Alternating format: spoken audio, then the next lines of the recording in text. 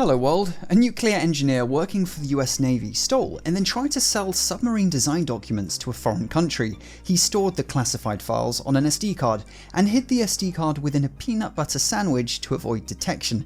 This whole story is insane. The FBI's court filing goes through this whole saga in great detail. It was actually really fun to read, so I thought we'd just go through it. It details exactly how one Jonathan Toby and his wife Diana conspired to sell the top secret documents and the specific security measures they took to try and keep their operation hidden. This all started when Jonathan, whose name has too many syllables and I will from here on out refer to as John, sent a package to a foreign country, only referred to in the court filing as Country 1, so there's no indication as to what this country was. But if I was trying to sell top secret nuclear documents, I'd be knocking on the doors of Russia and China, so that's my best guess. The package contained US Navy documents, a letter containing instructions, and an SD card containing specific instructions on how Country 1 should respond using an encrypted communication platform. A note in the package said, "I apologize for this poor translation into your language. Please forward this letter to your military intelligence agency. I believe this information will be of great value to your nation. This is not a hoax." But unfortunately for John, instead of forwarding it to military intelligence, Country 1 immediately handed the package over to the FBI, completely scuppering John's plans. Why they handed it over, I can't say. The court filing is very careful to only include details pertaining to John's and his wife's actions. It doesn't have all the juicy details, sadly. The FBI decided to take the bait and set up communication with John as if they were the country John was trying to do business with. The SD card in the package contained several encryption keys. A public key named Alice and a private key labelled Bob. Now, if you've ever watched a cryptography tutorial, you'll know the names Alice and Bob are a bit of a meme. These names are almost always used in examples to represent two people communicating with each other. There's even a whole Wikipedia page for the meme. I can only guess our criminals here wanted to preserve the meme. And so the FBI as Bob reached out to John as Alice over email, specifically Proton Mail. John demanded $100,000 in Monero in exchange for the loot.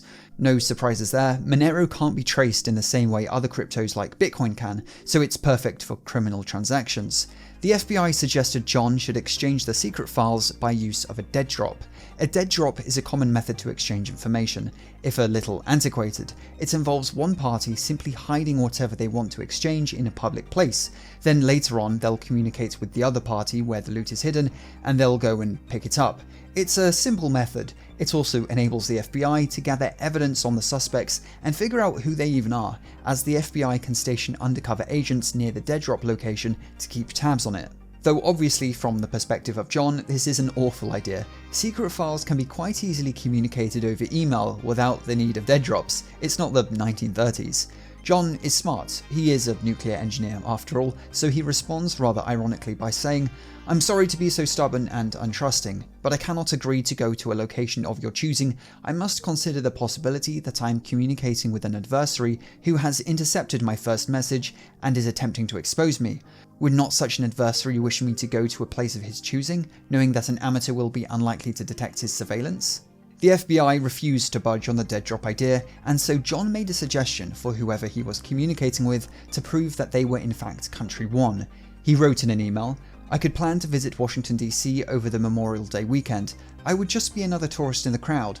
Perhaps you could fly a signal flag on your roof, something easily observable from the street, but nothing to arouse an adversary's suspicion."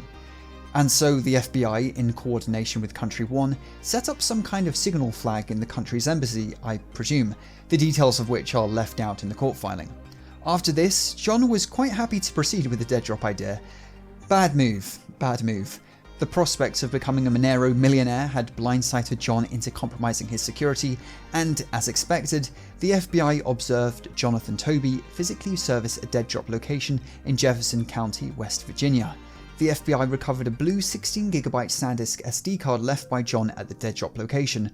The SD card was wrapped in plastic and placed between two slices of bread on a half of a peanut butter sandwich.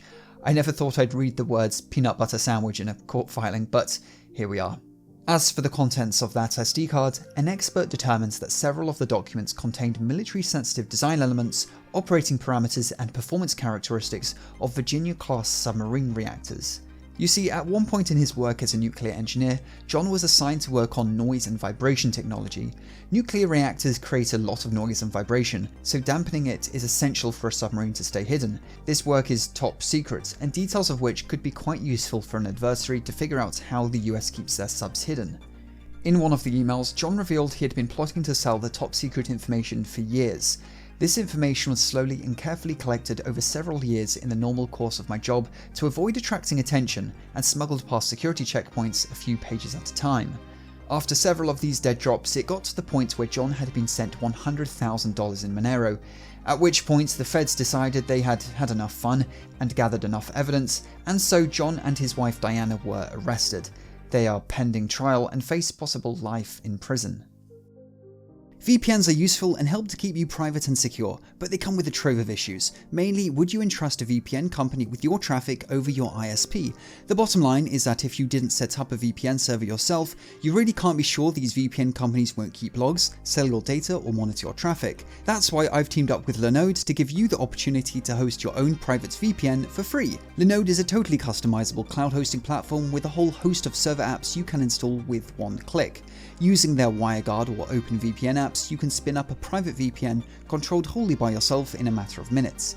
Linode launched way back in 2003, that's 3 years before AWS was even a thing. Linode doesn't spend a second on side hustles like grocery chains or reading you bedtime stories. Cloud computing is what they do best and is their only focus. Linode is offering all of you guys $100 in free credit just for signing up. Use your $100 to instantiate your private VPN or literally anything else cloud computing related. They have 24/7 phone support, which is a godsend in the world of servers, so you'll never be left out in the cold. Go to linode.com/Satonic or click the link in the description to claim your free $100. If you enjoy this kind of video, make sure to help me out by mutilating the like button of the YouTube AI, as well as turning on those sub notifications. If you want to see what goes on behind the scenes, make sure to follow me on the Instagrams. I'm @Jonty. I will of course link it in the description. And if you're looking for something to watch next, go check out my previous video on how you can be hacked by a simple spreadsheet. As always, sources will be linked in the video description. Stay tuned for more hacking videos, and have a good one.